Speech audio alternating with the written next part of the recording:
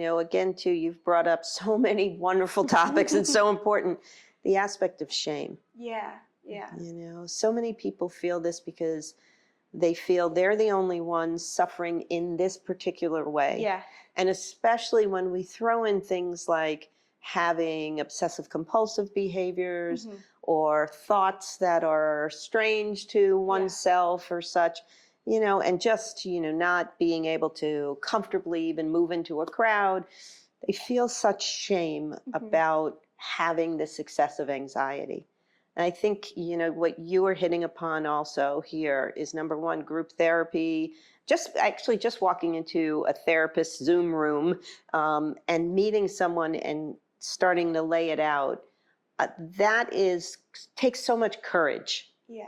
And it's the beginning of knocking down the shame. And then whether you do it in group or what, and then you go out and you start doing these exposures, every step is empowering. You don't have to get it perfect. It doesn't have to go well. And in fact, therapists like me like it not to go well because, life is messy. We're messy. And, it helps you, though, to see that, what, I'm not the only one who dropped my tray in the cafeteria or whatever it might be.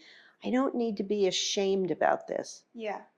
I need to learn from each experience and empower myself. But shame is so hard, and it also keeps people away. Yeah, it's really challenging, and it's such a barrier to accepting help and even wanting help. And it's so interesting because, like you mentioned, that everyone feels like I'm the only one that struggled in this way. And that was just such a constant narrative in my experience. No one's been this depressed. No one's been this anxious. No one else doesn't know why they're depressed and what to do about it.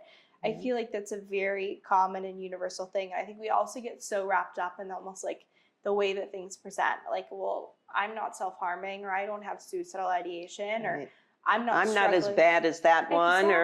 Exactly. And so there's all these like little things that differentiate the experiences, but those emotions like shame and the thoughts that you're not good enough, or that people are going to reject you, or that you're not lovable, whatever those thoughts are really relatable, and a lot of people are experiencing them. And yet it's almost like by design that it's so challenging to know that, because you're the only one that is having your thoughts, and you're the only one that's able to experience your emotions.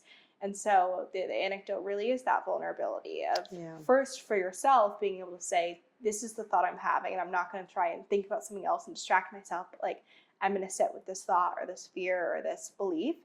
And then also being able to voice that to someone else, because even just saying it out loud takes away so much of that shame and anxiety. That's right. And then you work through it and be like, well, I'm actually not unlovable. That's just not how life works. And then you're able to really overcome that belief. But it's first just being able to actually sit with it yourself and then say it to someone else.